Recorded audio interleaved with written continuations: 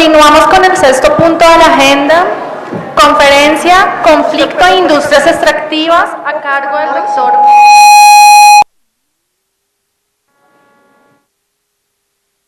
A cargo.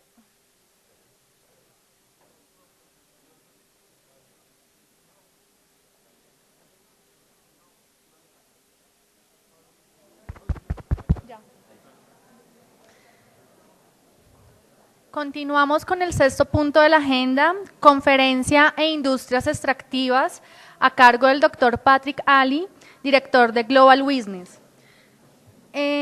Global Witness es la organización global, fue nominado al Premio Nobel de la Paz por su trabajo sobre los diamantes de conflicto, lo que llevó a la creación del sistema de certificación del proceso de Kimberley y a cofundar la coalición Publish What You Pay, que a su vez condujo la creación de la Iniciativa de Transparencia de las Industrias Extractivas, organización a la cual aspira a ingresar Colombia.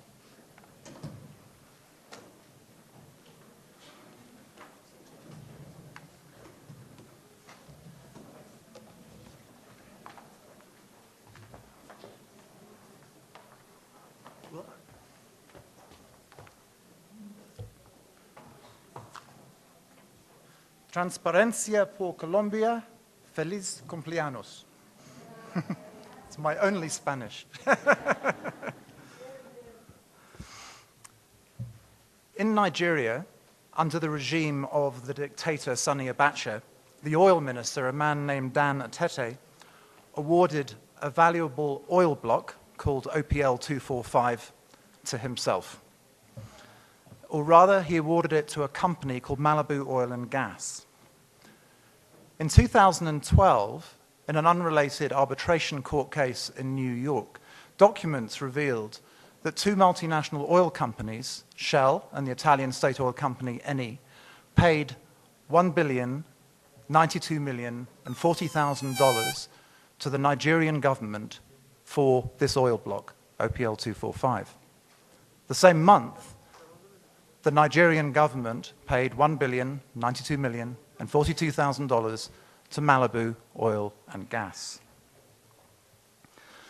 The money was paid to two accounts held by Malibu, and the money cascaded from the second account to 5 Shell companies with hidden ownership, all established within days earlier by a man called Alhaj Alayu, a man known by the Anti-Corruption Commission in Nigeria as Mr. Corruption.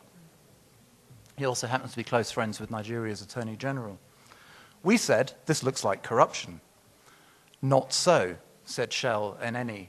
We didn't do a deal with Malibu Oil and Gas. We paid the Nigerian government. This year, another arbitration court case, this time in London, produced some emails. And these emails, in fact, showed that Shell and Eni had had face-to-face meetings with Dan Atete, this former oil minister, over iced champagne. They were very specific. So what do we have? Two major multinational oil companies paid $1 billion for an oil block to a man who I should have added was a convicted money launderer, apart from being a former oil minister in a dictatorship, for an oil block that he had awarded himself. And then the companies tried to cover their tracks by doing it via the Nigerian government, with whom presumably they had some kind of arrangement. Why is this important? Well, Nigeria has been drilling oil for 6 decades. In that time, and figures are hard to come by, it's estimated that they've earned $400 billion from that oil. The Nigerian Anti-Corruption Commission estimates that a further $400 billion has gone missing. The World Bank says that 9 out of 10 Nigerians live on less than $2 a day. One child in 5 will die before the age of 5. And 80% of the oil wealth is controlled by 1% of the population. Nigeria is a byword for corruption, and it goes right to the top of the political system. And sadly, Nigeria is not alone. One of the founders of the human rights movement, a guy called R.A. Nair, who founded Human Rights Watch, wrote recently in a book, Global Witness was established in 1993, about the same time as Transparency International. Though the two organizations are very different, Their creation at that time marks the beginning of the organized transparency accountability movement. That was 20 years ago. Much has happened in those intervening years, and I want to cover some of that today. I don't know about Colombia, but I hope I can make it as relevant to Colombia as possible. I conceived the idea of Global Witness with two friends based around a shared interest in Cambodia. This was in the early 1990s. At that time, Cambodia's long-running civil war was funded by the trade in natural resources, particularly the trade in tropical timber by the genocidal Khmer Rouge rebels with Thailand. The other thing that sparked our interest was that there was no organization, no NGO, who looked at that kind of issue. The people looked at development, or they looked at human rights, or they looked at environment. There was no one looking at the nexus of all of those things. So we thought, well, no one else is doing it, why don't we? So for the last 21 years, that's what we've been doing.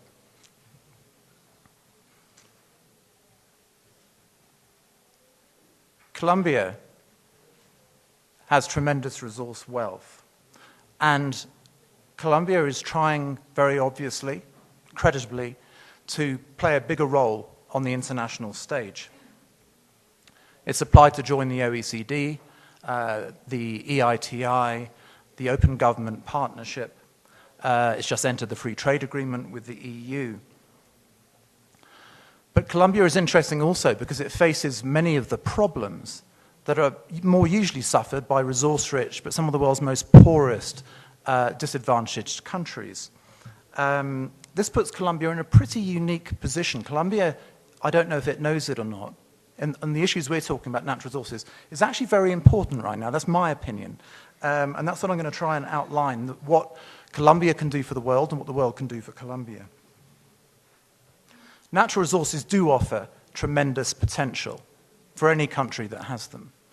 But if they're handled badly, and the lessons are all too plain to see around the world, you can end up with exacerbated poverty, the creation of oppressive regimes, corruption, obviously, environmental degradation, and in the worst cases, conflict, what's called the resource curse. And I think the recent protests here in Colombia, both by farmers and previously by miners, indicate the prevalence of these issues if you don't get it right. As I say, I don't know about Colombia, but I've seen some pretty well-publicized criticisms of contradictory mining legislation, over-generous tax breaks to industry, concerns over land titling and restitution, and, of course, the control of natural resources by various armed groups. When we began our work, this nexus of corruption, conflict, and natural resources was not really on the international agenda. There was little understanding or acceptance of it, and no mechanisms domestically or internationally to deal with it. Much of that has changed.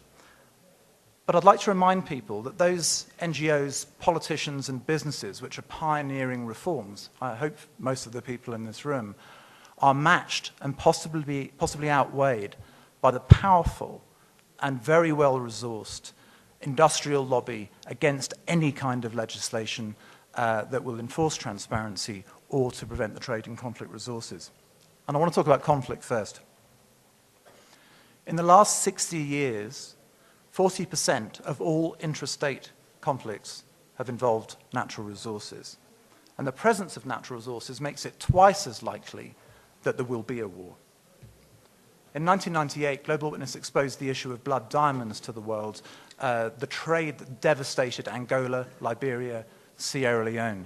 And cutting a long story short, that resulted in the creation of the Kimberley process for conflict diamonds, a process to take diamonds out of international trade if they funded conflict. That was the first international mechanism to deal with a conflict resource. But we felt there needed to be more. There needed to be a mechanism that dealt with all resources that funded armed groups, and I include national armies in that. And we've come somewhere along the way towards that. Much of the rationale for this is born out of the long-running conflict in the Democratic Republic of Congo. You probably all know about it, but I'll remind you of a couple of things. It's one of the most resource-rich countries on the planet.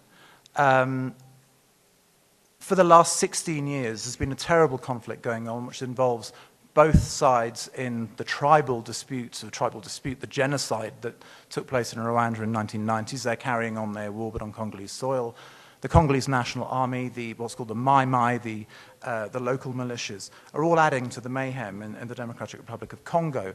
And while that conflict is not about natural resources provide the money and the incentive for the armed groups to fight and, critically, to control mining sites and mine transport routes. And I think we're seeing some of that stuff here in Colombia for sure. The consequences, of course, are horrific, with routine brutality, murder, and Eastern Congo is known as the rape capital of the world. NGOs and the media have persistently tried to remind the world about what's been called the forgotten war. But more recently, there has been progress. The OECD, the Organization for Economic Cooperation and Development, working with its stakeholders, has developed what it's called their supply chain due diligence guidelines. And these guidelines are basically a guidebook for companies to build a chain of custody so that they can show exactly where their resources came from, right from the mine through to the retailer via the smelter, to demonstrate that the money from that trade is not funding armed groups. The UN Security Council has issued similar guidelines, related only to the Congo, whereas the OECD guidelines are global. On top of this, or in parallel with this, in 2010, the United States passed the Dodd-Frank Financial Reform Act, and Amendment 1502 of this act requires that any company bringing in minerals from Eastern Congo into the US, and we're talking about tungsten, coltan, tin, and gold, including the commodities like telephones or laptops or whatever that contain these things, has to undergo this due diligence process to bring the stuff into the US. It doesn't forbid them to bring it, but they have to demonstrate that they've done that due diligence. The European Union is bringing in similar legislation, which will hopefully be in place next year, again, which will be global in scope and relating to a whole range of minerals. That means that any country wanting to import stuff into the EU will have to demonstrate that they know where it came from and that it hasn't funded armed groups. And in its bid to join the OECD, Colombia has committed to implement this supply chain due diligence. But they put me off my track now. But they've limited it to gold and not to the other minerals that it talks about, tin, tantalum, and tungsten, which I think is a mistake.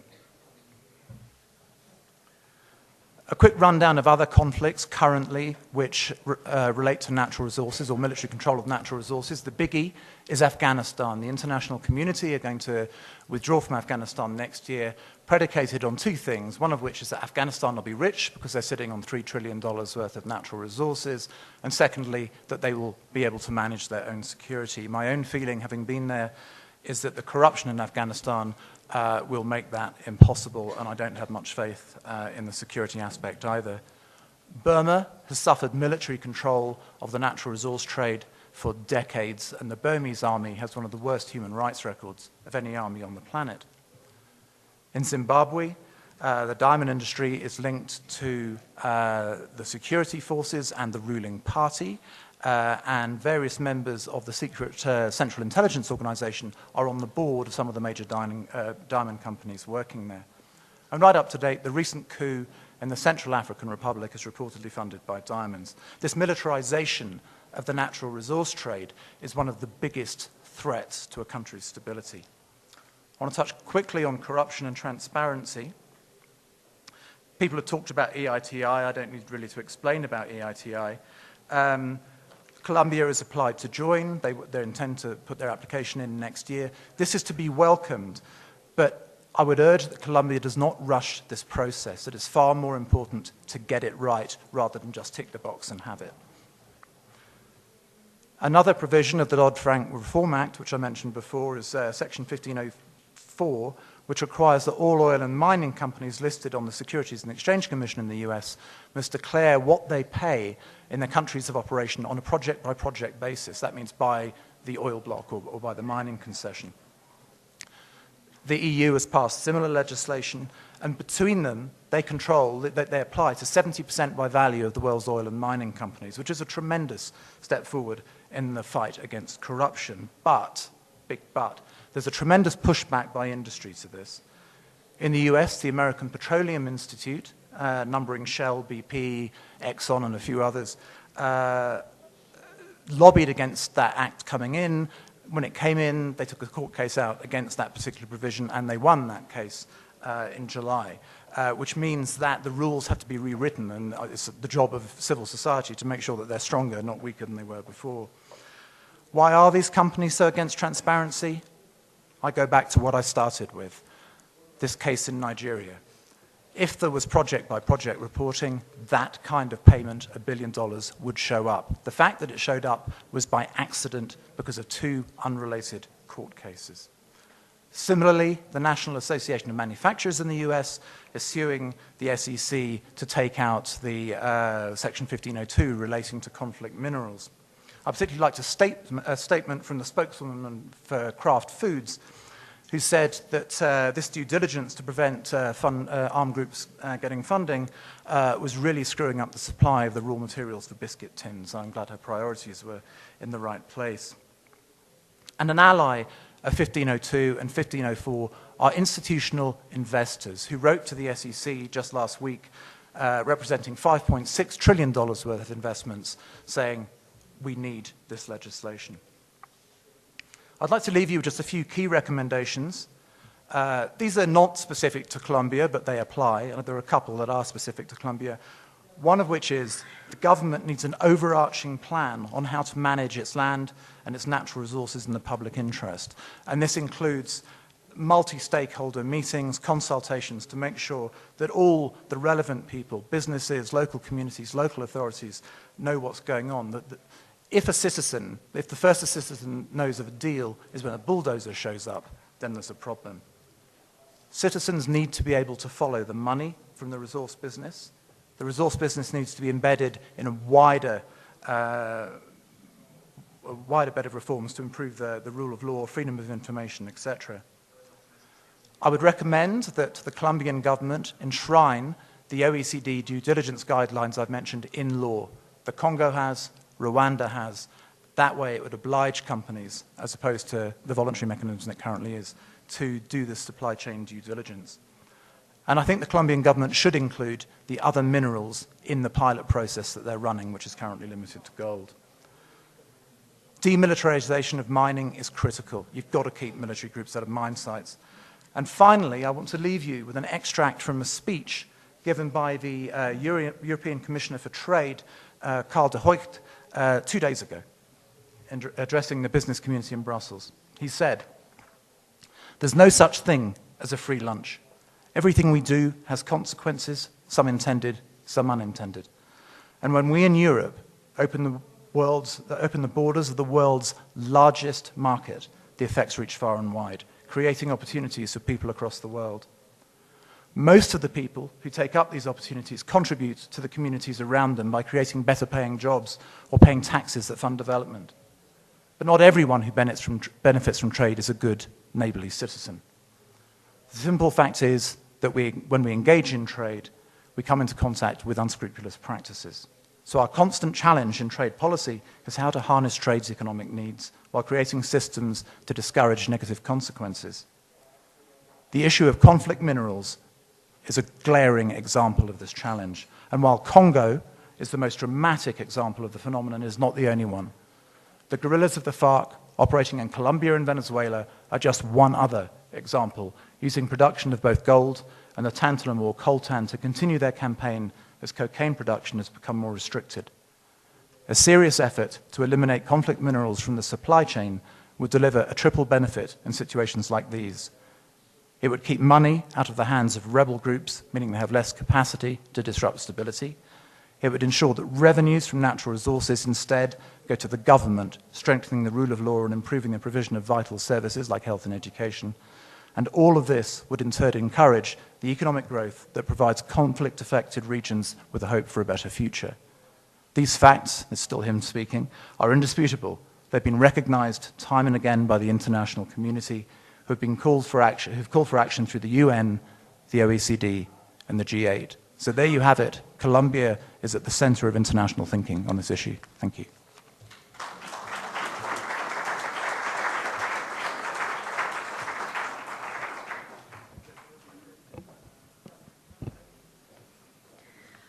A continuación, seguimos con la conferencia Corrupción, Transparencia y Procesos de Paz del Dr. Francisco Aguilar Urbina, decano de Avance Institucional y Asuntos Legales de la Universidad para la Paz de la Organización de las Naciones Unidas. Entre 2010 y 2012 fue miembro de la Comisión de Verdad de Honduras, nombrado por la Plataforma de Derechos Humanos de Honduras con el objeto de investigar las consecuencias del golpe de Estado contra el presidente José Manuel Zelaya Rosales en julio de 2009 y las violaciones a los derechos humanos que han sucedido desde entonces.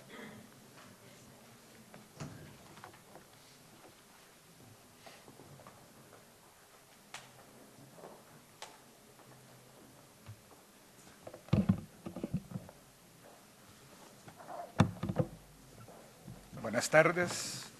Me siento muy honrado por la oportunidad que se me da de poder celebrar junto con todos ustedes el 15º aniversario de Transparencia por Colombia. ¿Qué mejor manera de celebrar este cumpleaños que con un seminario que tiene como cometido contribuir a la construcción de la paz? El sábado pasado hacía fila para pagar en un supermercado. De pronto, por los altoparlantes anunciaron la llegada de 2 futbolistas, quienes participarían en una lechetón, un evento para recaudar cajas de leche para niños de escasos recursos. Eran 2 exseleccionados nacionales. El anunciador del negocio arengaba a la clientela para que comprara al menos una cajita de leche y eso nos daría la oportunidad de tomarnos unas fotos con los futbolistas o de obtener sus autógrafos. Luego de varios minutos de perorata se le ocurrió hacerles unas preguntas. La respuesta que me impactó fue una en que se mencionaba una mano. Cuando el anunciador le preguntó a uno de los deportistas cuál sería el resultado del partido Costa Rica-Estados Unidos, que tendrá lugar mañana, el jugador contestó 1-0, pero de inmediato agregó, y eso es lo que me inquietó, aunque sea con la mano. Esa contestación denota, desafortunadamente, una característica en el mundo actual que se hace cada vez más común. La de ganar a toda costa, aunque sea utilizando métodos que son inmorales, indebidos o ilícitos. Desde que la mano de Dios hiciera que Argentina venciera a Inglaterra en la Copa del Mundo de 1986, eso ha sellado al deporte más popular del mundo.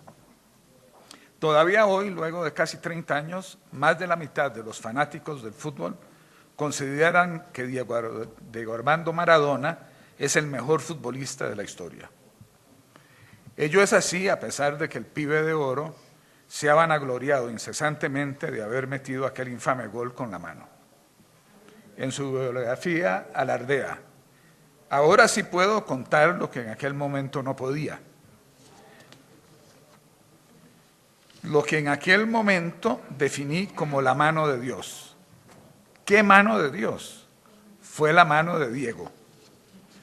Y fue como robarle la billetera a los ingleses. Pero ese gol es más que la definición gráfica y popular de un mundo que se ha venido definiendo en las últimas décadas. Uno ha habido de ganancias fáciles y de irrespeto por el bienestar general. Lo determinó el ideal que se busca y desde entonces ha sido también su determinante. Burlar las reglas de la sana convivencia para obtener un beneficio, valga lo que valga. Y si se considera a Diego Armando Maradona como héroe ejemplarizante, a pesar de sus falencias y de sus devaneos, es porque la mano de Dios es también testimonio del problema que venimos a tratar. no es ni más ni menos que el de la burla de las normas elementales de cohabitación entre los miembros de la sociedad. Así como en el fútbol hay reglas básicas, como la que penaliza al jugador que toca el balón con la mano, en la sociedad concordamos normas jurídicas, morales y de otras índoles que resultan fundamentales para nuestra sana convivencia. Allí donde se violan o se burlan esos cánones, en el momento en que se perpetra la conducta ilícita, inmoral o indebida, se fractura el pacto social. Y allí donde se quebranta el pacto social, necesariamente se termina con la paz sustentable. El descontento de grandes estamentos de la población se apodera entonces de las relaciones sociales. Es el síntoma del cáncer que nos carcome. Nuestras sociedades están cada vez más enfermas y pocas son las excepciones.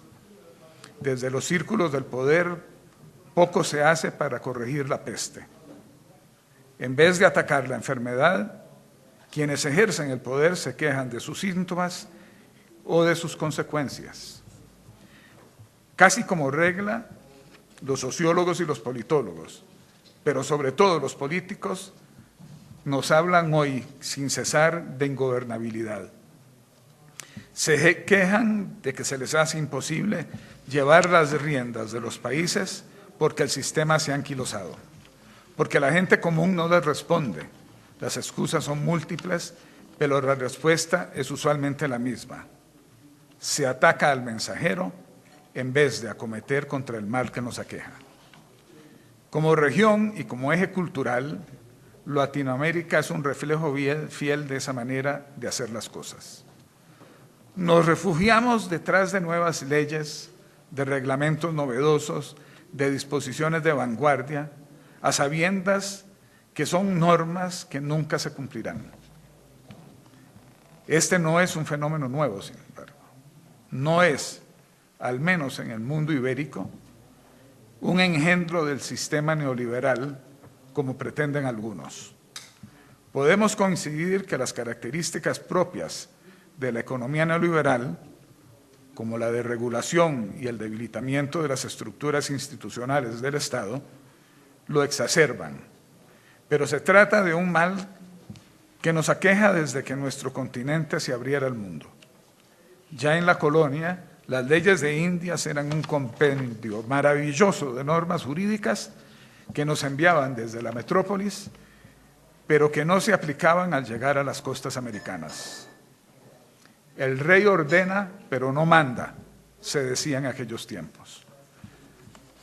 De tal manera, a lo largo de nuestra historia, se ha enquistado un carácter que nos marca hasta la actualidad.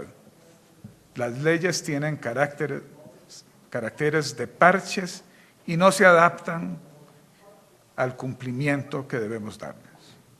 Así como Maradona hizo el gol con la mano, así buscamos cotidianamente la forma de incumplir las normas de convivencia para obtener un beneficio inmediato. Lo vemos hasta en las expresiones más elementales de las relaciones humanas. El conductor que no respeta las flechas pintadas en las calzadas, o que adelanta donde hay rayas amarillas continuas. La chofer de taxi que altera el medidor del trayecto. El médico que se saca de la manga alguna enfermedad o realiza operaciones innecesarias. La violación de los cánones de la convivencia social ve su expresión más descarada en la corrupción. Este es el obstáculo más considerable para la gobernabilidad de nuestros países. En la actualidad, la región se muestra como una que falla estrepitosamente en este campo. En consecuencia, el descontento social se hace cada vez más patente. Si bien su expresión puede ir desde la sublevación armada hasta el simple desencanto con la democracia, pasando por la protesta callejera, la ruptura entre los componentes de la sociedad se da y es caldo de cultivo que puede degenerar en guerras civiles o en dictaduras como las que nos aquejaron hace no muchas décadas.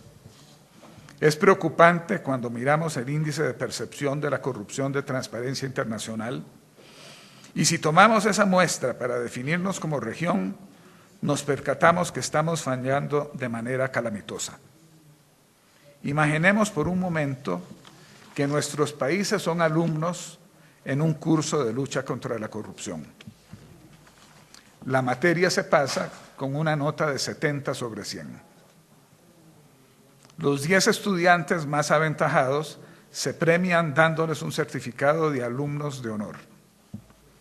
De aquellos que reprueban, solamente los que obtengan más del 50% tienen derecho a hacer un examen de reposición. Los 10 estudiantes menos destacados, los 10 que obtengan las notas más bajas, deberán devolverse al jardín de infantes. Ningún país del subcontinente estaría entre los alumnos de honor. Solamente Chile y Uruguay pasarían el curso, pero lo harían, y utilizando una expresión que se usa en mi país, dejando los pelos en el alambre. Ambos con una nota de 72. Únicamente Costa Rica tendría derecho a hacer el examen de reposición. En este caso, apenas sobrepasaría el 50%. Pero lo más triste es que 2 de nuestros países, Haití y Venezuela, tendrían que devolverse a preescolar por encontrarse entre los 10 peores alumnos del curso. Se preguntarán en qué afecta todo esto al proceso de paz que se lleva a cabo en la actualidad en Colombia. Antes de llegar a responder a su inquietud, es necesario que analicemos si la corrupción y la transparencia interesan en la marcha hacia la paz o si son elementos irrelevantes en las negociaciones entre los distintos grupos antagónicos. Empiezo por compartir con ustedes una idea que ha estado en mi mente desde que fuera compañero de Fernando Carrillo a mediados de la década de los 80. Se trata de definir la corrupción como una violación a los derechos humanos. La argumentación es muy simple. Detrás de toda discriminación de los derechos humanos hay corrupción. Y detrás de cada acto de corrupción hay una discriminación. El derecho de los derechos humanos tiene un elemento esencial en el principio de la no discriminación. Este fundamento jurídico es a la vez un derecho en sí mismo y un criterio que determina la forma de aplicación de las normas jurídicas. Los actos de corrupción, en el tanto en que procuran abstraer a sus perpetradores del cumplimiento del ordenamiento jurídico, discriminan en contra del resto de la población. En otras palabras, los actos de corrupción son discriminatorios y como tales vulneran los derechos de quienes no son sus actores. No hemos de permanecer en una visión estática de los derechos humanos. La historia nos demuestra que son una noción viva y en constante evolución.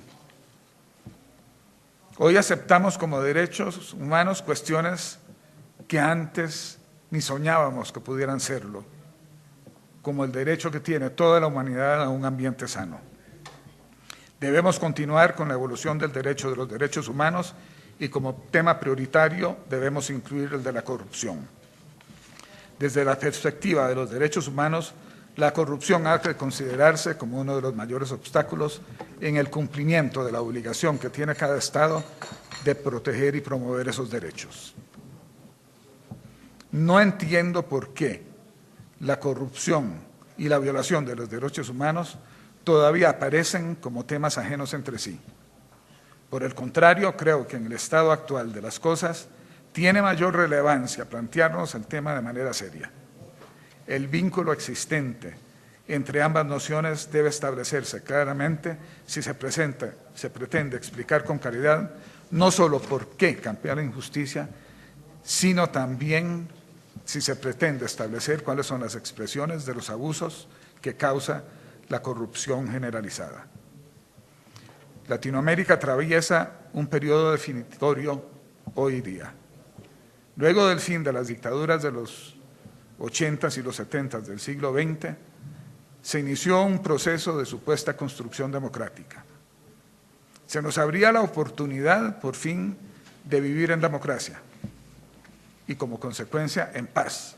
Sin embargo, 3 décadas más tarde, hay un descontento con la democracia que es inquietante. Se debe principalmente a que el Estado de Derecho no se ha logrado afianzar. Y ello es así porque la corrupción aparece como el elemento que más claramente atenta contra la institucionalidad democrática. El descontento social y la desilusión de grandes estamentos de la sociedad con las instituciones democráticas nos está llevando a estadios de grave deterioro que ya inciden en una escalada en los índices de violencia.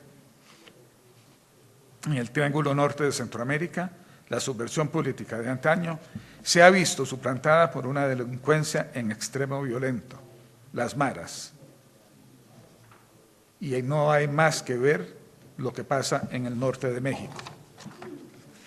Esto nos trae precisamente al punto que debemos tratar de la conexión entre los procesos de pacificación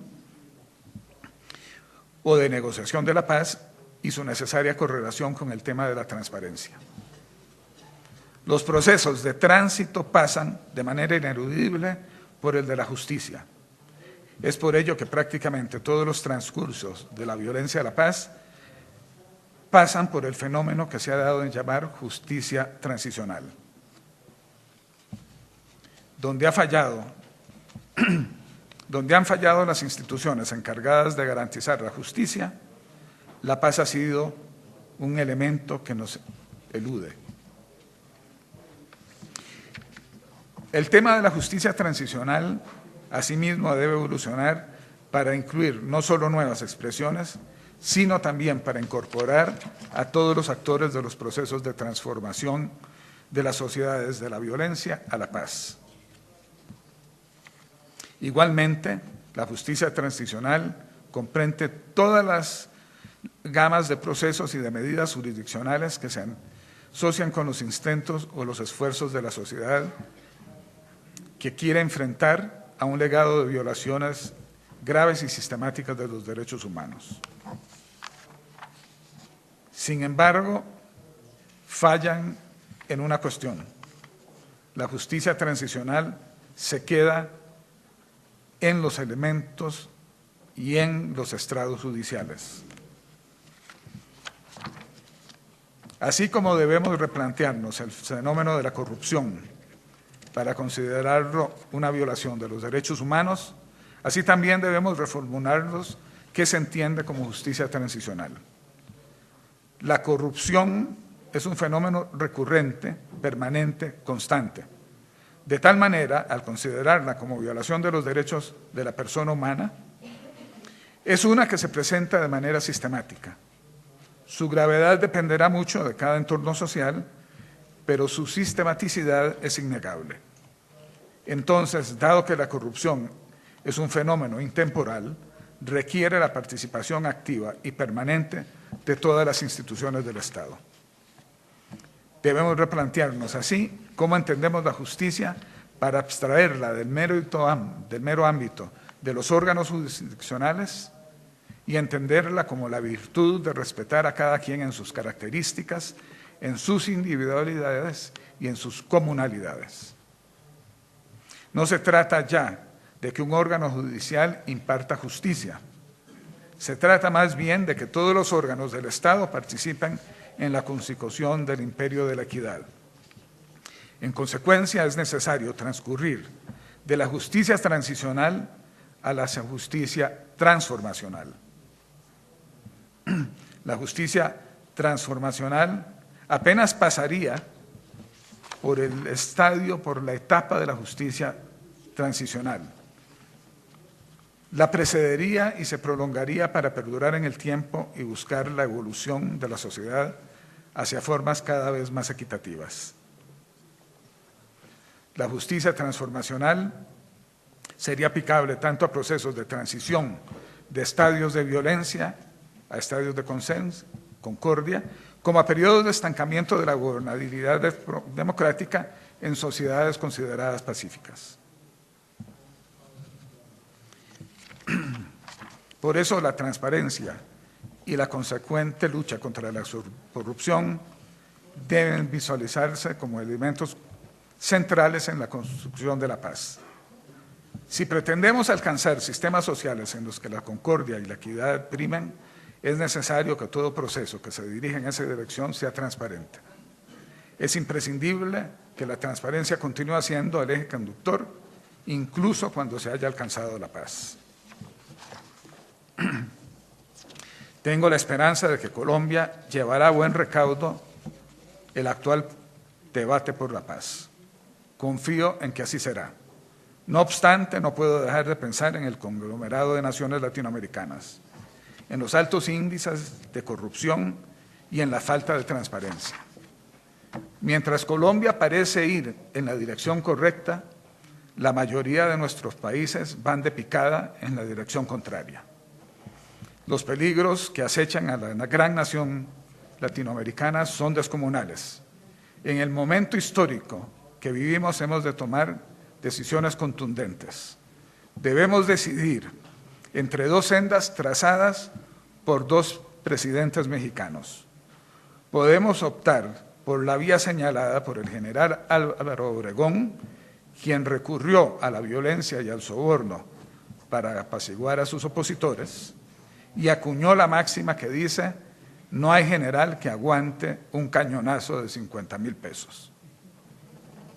O podemos tomar el camino que nos trazara Benito Juárez, el benemérito de las Américas.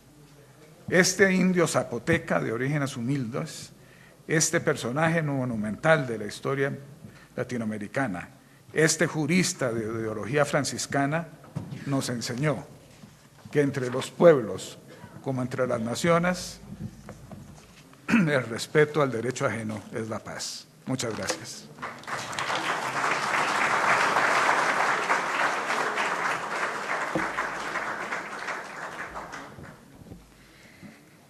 A continuación, la intervención del doctor Rafael Merchán, secretario de Transparencia de la Presidencia de la República, quien con sus comentarios finales recogerá las experiencias presentadas en el día de hoy para la construcción de paz que se lleva a cabo en el país. El doctor Merchán participó en la elaboración y aprobación del Estatuto Anticorrupción y actualmente lidera la elaboración de la política anticorrupción.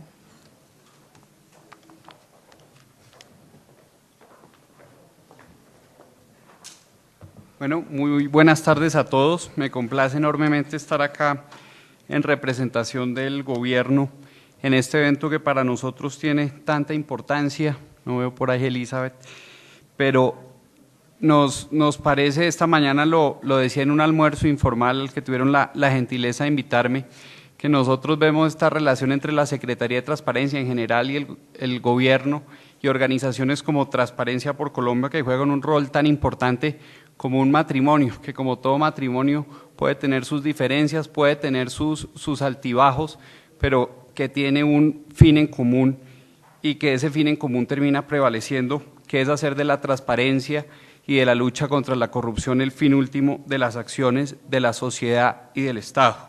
Dicho lo anterior, además me parece muy simbólico estos 15 años de lucha de transparencia, porque cuando Transparencia Internacional inició, y Huguet me puede corregir en esto, hace 20 y pico de años, todavía había la creencia generalizada que luchar contra la corrupción era un poco una tarea de Quijotes que no tenía mayor razón de ser. Economistas muy prominentes escribían sobre el hecho que en países subdesarrollados la corrupción era como el aceite que movía las maquinarias y que frente a eso no había absolutamente nada que hacer. Un poco por ponerlo en los términos de un científico social, Albert Hirschman, los países del tercer mundo teníamos que vivir sometidos a una especie de fracasomanía en el tema de la lucha contra la corrupción.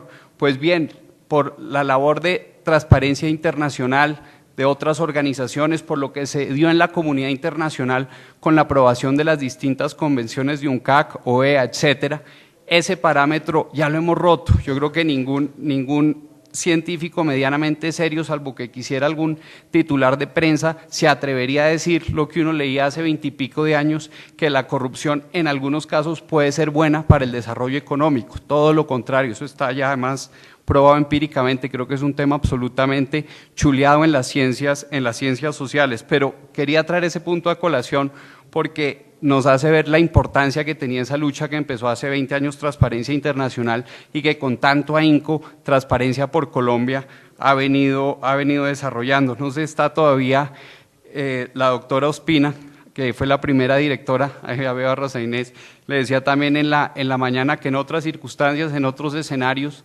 nos conocimos y vi de verdad cómo literalmente empezaron en la sala de la casa de Rosa Inés, y bueno, y hoy en día no es sino ver los resultados de Transparencia por Colombia para ver cómo a punta de tesón, de voluntad, de esfuerzo, se pueden lograr grandes cosas y se pueden lograr grandes cambios.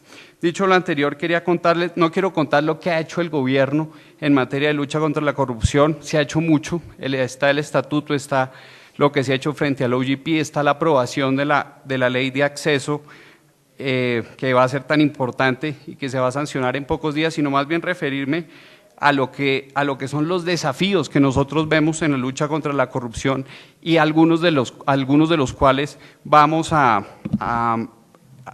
trabajar desde la política que está diseñando el gobierno y que se va a materializar en un documento COMPES. Ya el pre-COMPES se debe estar aprobando en cuestión de 10 días, más el tiempo que se demore el presidente en agendar con su Consejo de Ministros. Estamos hablando que en cuestión de unas pocas semanas el país contará con ese instrumento que, si bien no es la solución, por supuesto, sí nos va a permitir darnos línea en hacia dónde seguir en la lucha contra la corrupción, porque en Colombia creo además que tenemos un problema en este tema. Tenemos normas, tenemos proyectos, tenemos iniciativas, pero lo que no tenemos es un marco, lo que no tenemos es una guía, un faro.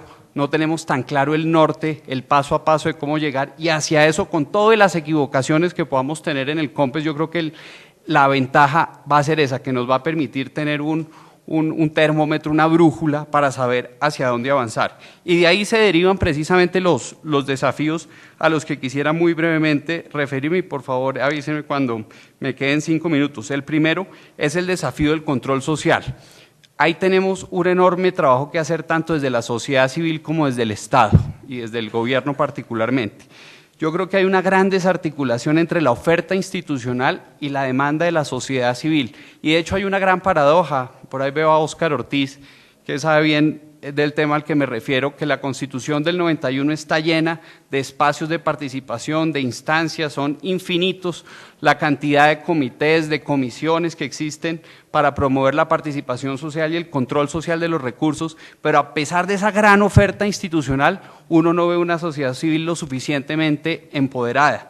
Entonces yo creo que ahí hay como una brecha entre la oferta y la demanda que tenemos lentamente que ir, o no lentamente, debería ser muy rápidamente, aunque es difícil, cerrando. ¿Y eso qué implica? En primer lugar, que conozcamos quién hace en Colombia control social.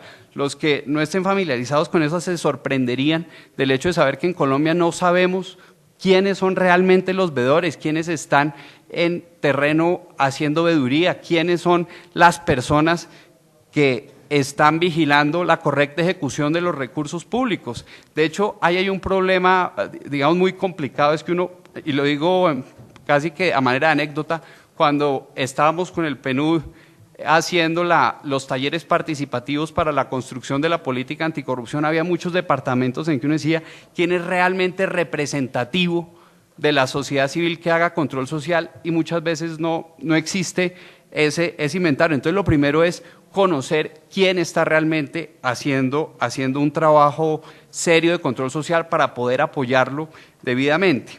Lo segundo es que creo que en Colombia, y así lo vemos desde la Secretaría de Transparencia en nuestro día a día, tenemos, así como en la literatura de ciencia política le enseñaban a uno que existen los catch-up parties, los partidos atrapatodo. Creo que la veeduría y el control social en Colombia está pasando lo mismo. A mí me llegan centenares y centenares de cartas, de emails, de denuncias, de veedurías y de ciudadanos sobre todos los temas habidos y por haber. cuando los temas se van sofisticando y por ende el control social también se debería ir sofisticando.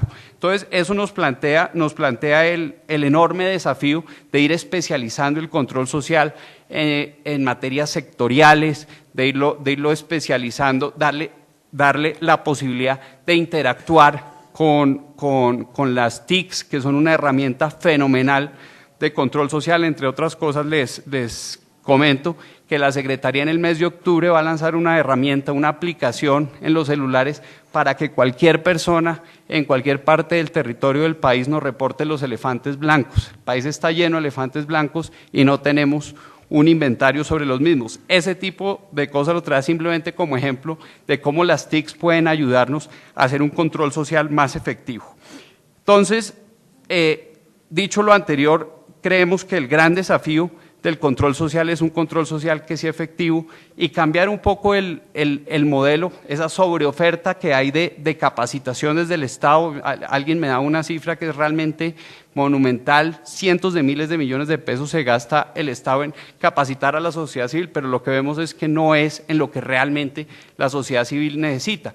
Y por eso en el documento COMPES estamos planteando como una gran apuesta de control social el tema de las auditorías visibles. O sea, las obras que se están desarrollando en el barrio, cercana a la gente, sobre la cual uno puede ir viendo en el día a día cómo evolucionan.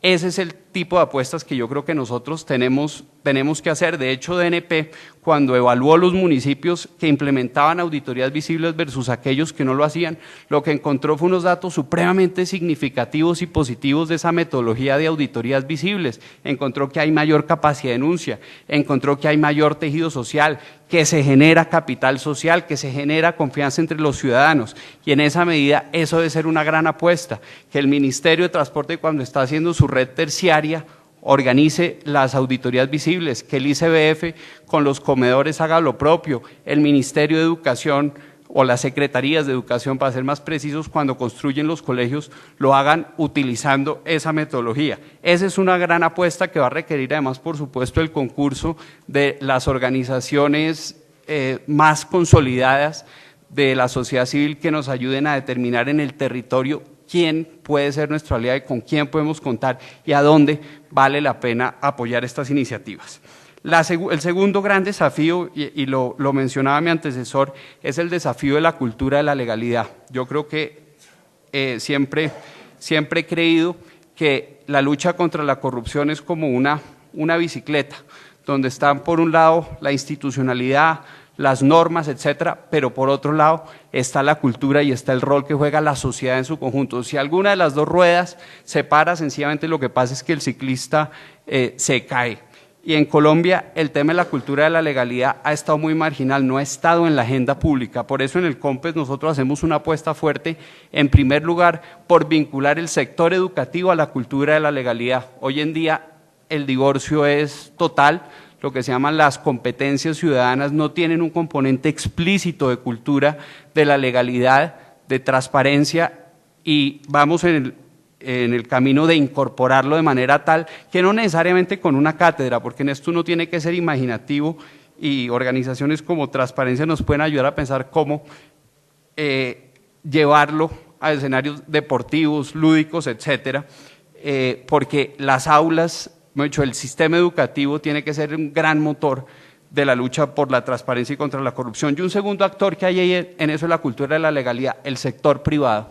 Nosotros somos unos convencidos del principio de corresponsabilidad, no como algo abstracto, sino como algo supremamente concreto. De hecho, estamos haciendo unos proyectos bastante interesantes en ese sentido, por ejemplo, trayendo una experiencia brasilera que se llama los registros Proética, para que las empresas, digamos, se autoevalúen de cómo están en una serie de indicadores de cumplimiento de normas para combatir la corrupción, el compromiso de la Junta Directiva, canales de denuncia, etcétera. Entonces, la corrupción, como uno siempre la tiene que entender como un tema de oferta y demanda, eso hace que desde la política anticorrupción el sector privado juegue un papel fundamental. Por otro lado está lo que tiene que ver con gestión pública y un tema que es crítico, que es el de la contratación. Nosotros, ustedes lo habrán visto, creemos firmemente, así lo viene trabajando la Agencia Nacional de Contratación Colombia Compra Eficiente, en la desregularización. Nosotros en Colombia estamos plagados de normas que, lejos de combatir la corrupción, lo que hacen es crear huecos, esguinces, posibilidades para que ésta se manifieste. No es sino ver una firma que se esté presentando una gran licitación tiene que contratar hoy en día más abogados que más ingenieros, economistas, técnicos, etcétera. Eso lo que le muestra a uno es que el sistema está fallando en su conjunto. Hay unos estudios muy interesantes del Banco Mundial que muestran una correlación inversa entre el número de normas, de artículos de contratación que tenga un país y su nivel de desarrollo. Entonces, hacia allá tenemos que apuntar, la política apunta a eso y ya la Agencia Estatal de Compras, Colombia Compra Eficiente, ha dado unos pasos muy importantes, por ejemplo, con los acuerdos marco de precio que ya se están desarrollando.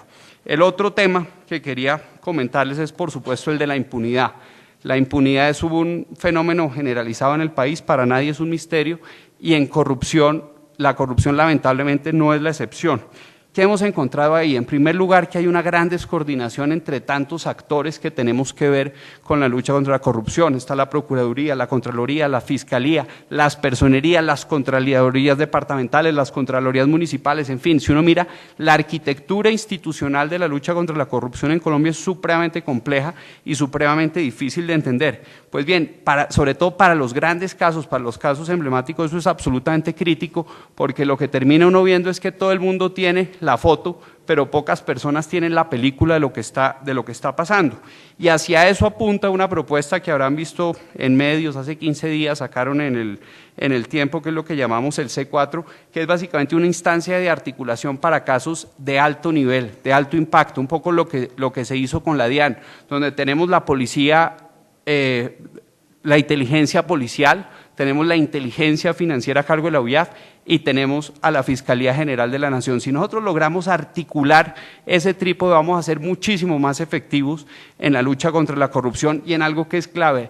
Creo que lo mencionó alguno de los expositores anteriores, cuando yo llegué lo estaba oyendo, que era, como dicen los americanos, con ese pragmatismo, pero que tienen toda la razón, siga el dinero. Nosotros no podemos hablar de una lucha eficaz contra la corrupción mientras no seamos capaces de recuperar los bienes y activos producto de la corrupción, y de hecho en eso las cifras son dramáticas.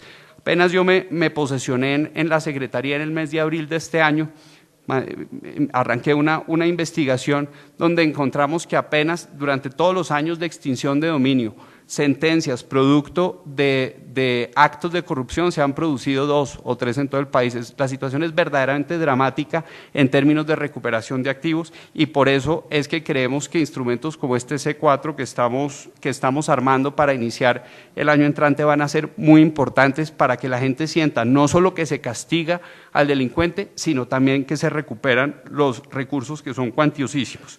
Y ahí también entran temas como, por ejemplo, el sistema de pruebas, que las pruebas que recoge una de las llamadas CIAs sea válida frente a las otras. Hay una gran cantidad de temas de tejido institucional que son supremamente críticas y que nos impiden ser más eficaces en la lucha contra la corrupción, como también está el tema de la denuncia, al cual me quiero referir muy brevemente para culminar con eso la exposición de los desafíos y los temas que estamos trabajando, porque en Colombia tenemos un problema muy serio con la denuncia ciudadana. Sin ir muy lejos, uno pone una denuncia y sencillamente no sabe en qué terminó la denuncia, eso se archivó, eso finalmente la persona fue condenada, ¿qué pasó frente a esa denuncia? Por eso estamos con el tema de la ventanilla unificada, que algo va a ayudar en ese sentido para que en una sola página web el ciudadano ponga su denuncia, inmediatamente se distribuya a las distintas IAs y se le dé al ciudadano un PIN para saber en qué etapa va.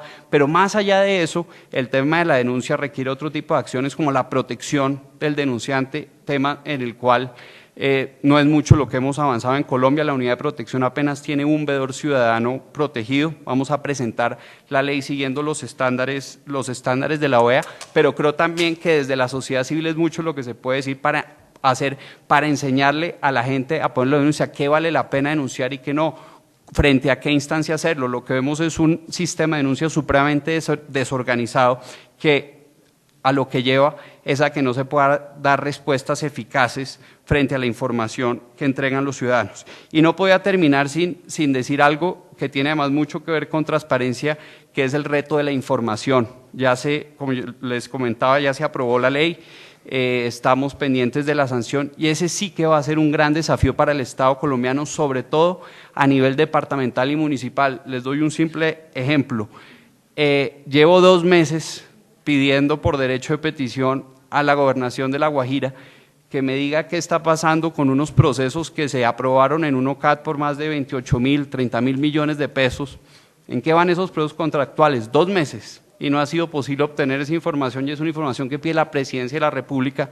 No quiero imaginarme al pobre ciudadano que está allá en Riohacha pidiendo la información. Entonces, este tema de la implementación de la ley de transparencia y acceso a la información sí que va a ser un desafío en el cual estamos totalmente jugados en una alianza más creo que importante con el sector privado y con las ONGs, a través de la Alianza para el Gobierno Abierto, pero definitivamente, como decía alguien, el mejor desinfectante es la luz del sol y en ese sentido la ley de transparencia va a jugar un papel muy importante en este propósito que nos hemos puesto de, como decía un expresidente cuya frase creo que ha sido muy mal interpretada, reducir la corrupción a sus justas proporciones. Probablemente nunca habrá en la historia un país que tenga 0 corrupción, pero lo que sí no podemos tolerar es un país donde ocurran las cosas, sin ir muy lejos, que ocurrieron esta semana, donde le hacen arañazos a la transparencia como nos lo hicieron esta semana. Muchas gracias.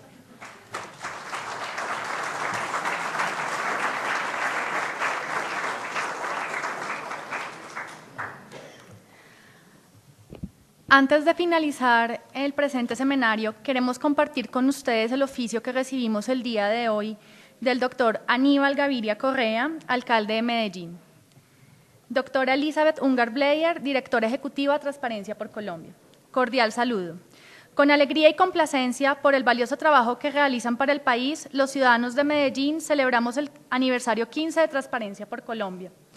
Corporación que con su labor se ha convertido en un apoyo fundamental para la defensa de los recursos públicos y las buenas prácticas tanto en el sector gubernamental como en el sector privado. Su gestión es más meritoria y cobra mayor vigencia en momentos en los cuales la corrupción se mantiene como un problema estructural en el país, con un aumento permanente del índice de percepción ciudadana sobre este flagelo, de acuerdo con el reporte que presenta el Barómetro Global de Corrupción de Transparencia Internacional. En la Alcaldía de Medellín asumimos la transparencia como garantía del buen gobierno para asegurar la absoluta transparencia en el manejo de lo público, afianzando la credibilidad y confianza ciudadana como resultado de una institución que trabaja por el desarrollo humano integral, equitativo, incluyente y sostenible.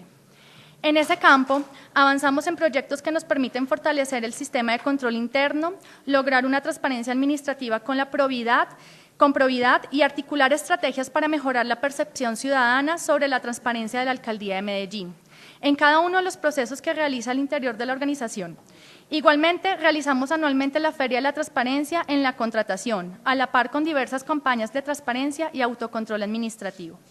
Para usted, el equipo de Transparencia por Colombia y todos sus colaboradores, un gran abrazo y la más alta motivación para que sigan adelante con este propósito, que es un objetivo compartido por quienes vemos en la gestión transparente el camino para lograr mayores índices de equidad, desarrollo y respeto por la democracia que guía el crecimiento de nuestra sociedad.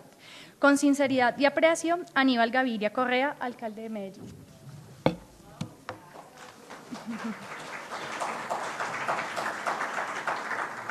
Así damos por terminado este seminario. Muchas gracias, señores panelistas, por sus valiosos aportes para la comprensión y posterior construcción de entornos de escenarios para la paz y la transparencia. De esta manera, conmemoramos o terminamos la conmemoración de los 15 años de trabajo de lucha contra la corrupción en el país. Agradecemos la participación de todos ustedes. Buena noche. No, a ti. Muchas gracias. Hasta luego.